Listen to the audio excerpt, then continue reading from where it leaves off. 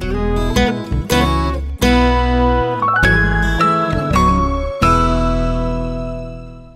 Dr. Brian Brown here, creator of the Genesis Zone Advantage. Here are 5 things you need to develop emotional intelligence.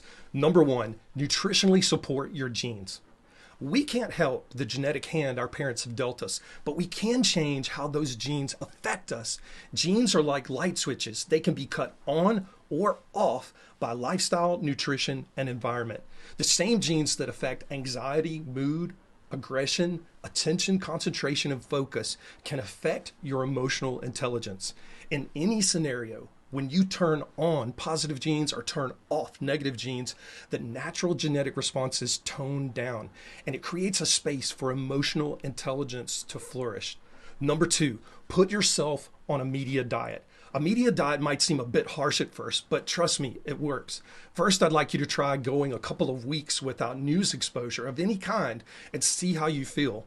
Then, if you're up to it, try tackling some social media by dedicating 30 minutes in the morning and 30 minutes in the evening for checking your social media accounts.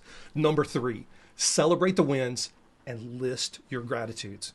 At night, I want you to write down your gratitudes for the things you've accomplished throughout the day. Think of it as your #wins category.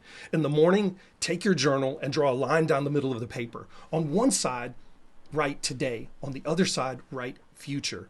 On the today side, list your gratitudes for what will happen today as if they've already happened. On the future side, list your gratitudes for what you envision happening in the future as if they've already happened.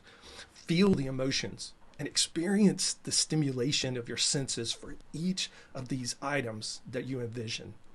Number 4, practice empathy in your communication, especially with your intimate relationships. Empathy in its base form goes something like this: I feel blank when blank happens.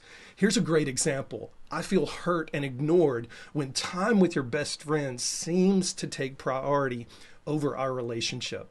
You see, what you're conveying here is that you care enough about the relationship to point out that time with best friends is the issue, not the person you're in the relationship with.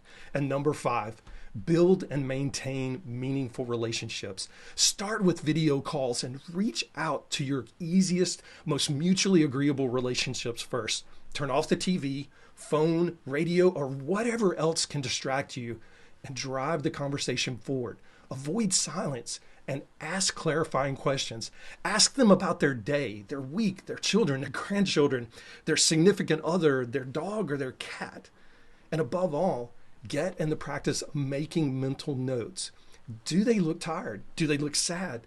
Do they look worried, excited, or happy? Then ask them about the visual cues you've noticed. I'd like to say thank you to Thrive Global and Authority Magazine, and I'd also like to thank you for your time. If you have any questions about the 5 things that I've just mentioned, feel free to reach out to me on Instagram, Twitter, or LinkedIn. My handle is @Dr. Brian G. Brown. Have a great day.